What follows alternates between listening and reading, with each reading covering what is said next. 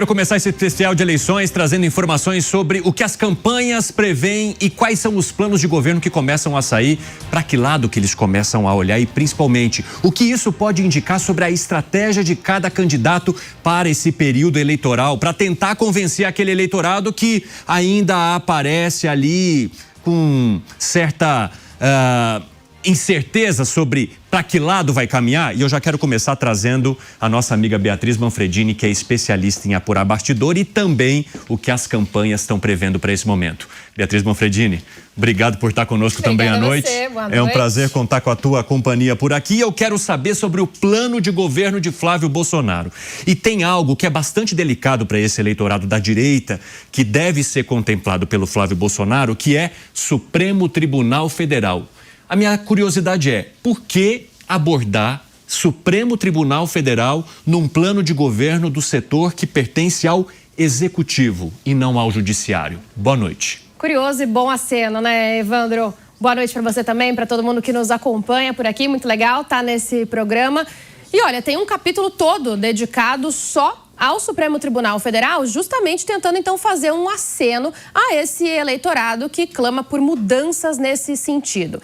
Então, o que prega esse programa de governo de Flávio Bolsonaro, que foi anunciado hoje, é um melhor entendimento entre os poderes. Eles pedem que Executivo, Legislativo e Judiciário não se sobreponham uns aos outros. E aí, Evandro, separamos algumas, então, propostas dentro desse plano de governo para falar para vocês. Uma das mais polêmicas, digamos assim, ou interessantes para alguns, é a quarentena.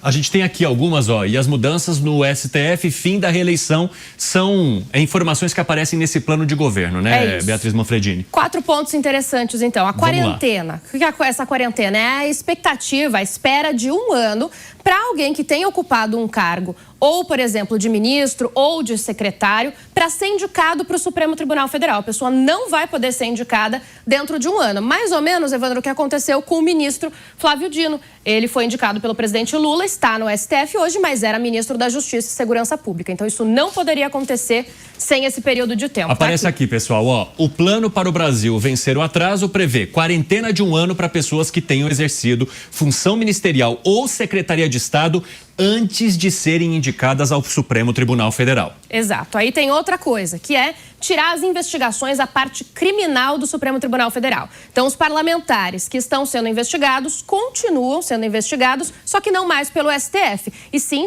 pelo Superior Tribunal de Justiça ou por tribunais regionais, por exemplo. Ou seja, tirar ali da última instância a possibilidade desse julgamento, trazendo também, digamos, um caminho de recursos para essas pessoas que forem julgadas e que forem da classe política. Exatamente. Isso para evitar o que eles chamam ali de algum tipo de perseguição. Tá. Também tem um outro ponto interessante, que é parar com as decisões monocráticas. Então, se tem um projeto que foi aprovado pelo Congresso ou uma lei que foi sancionada por um presidente, o Supremo Tribunal Federal não poderia decidir com uma pessoa só, ou seja, uma decisão monocrática, pausar tudo isso para analisar. A menos que seja algo muito urgente, aí eles vão ter que pedir urgência na Corte também, no próprio STF. Ou seja, chamar o plenário da Suprema Corte para discutir imediatamente. Não pode fazer longas pausas.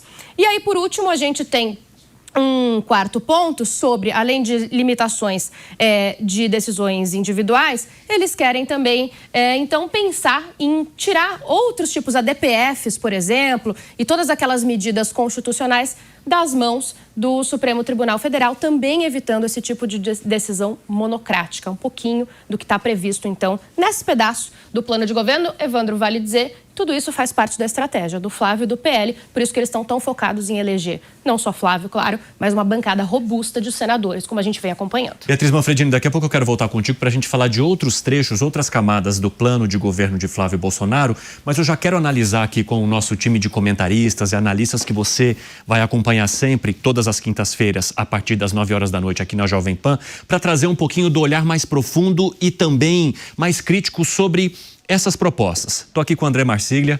Muito boa noite, bem-vindo. Acabou de já de fazer uma dobra ali dos pingos nos is, já estica para cá, né, Marsiglia? É isso. E é muito bom conversar contigo. Há algo interessante nessa proposta de Flávio Bolsonaro em relação ao Supremo Tribunal Federal, que também é limitar aqueles que podem mover ações no Supremo Tribunal Federal contra decisões ou situações que aconteçam relacionadas a partidos. Hoje a gente vê uma série de ações que são movidas por partidos quando querem questionar alguma decisão de qualquer dos lados. Como é que você avalia a maneira como Flávio Bolsonaro mira o Supremo no seu plano de governo? Boa noite. Boa noite, Cine, a toda a audiência. Olha, eu creio que o Flávio e toda a direita, de uma forma geral, está preocupada com o Supremo. Me parece que isso vai fazer parte de todos os planos e a gente precisa recuperar rapidamente e dizer que se nós pegamos, por exemplo, a relação que o governo Lula tem tido com o STF, é uma relação, às vezes, de emparceramento. Por exemplo, de cada 8, isso foi uma pesquisa que foi feita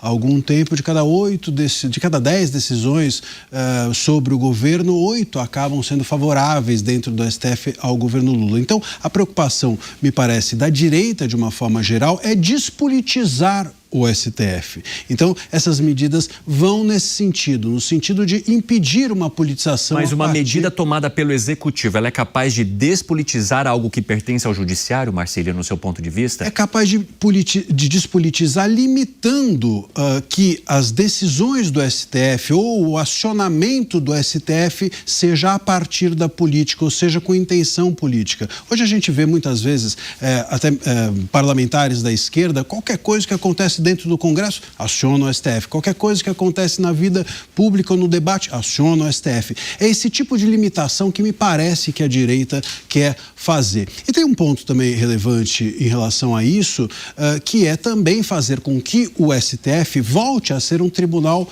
constitucional. Essa proposta, por exemplo, sobre deixar de ser um tribunal criminal é relevante nesse sentido. As cortes, no mundo inteiro, as cortes constitucionais correspondentes ao STF julgam teses abstratas, julgam questões, grandes temas, e não pessoas, e não pequenos temas. E me parece que é nesse sentido, portanto, que o plano do Flávio pretende seguir.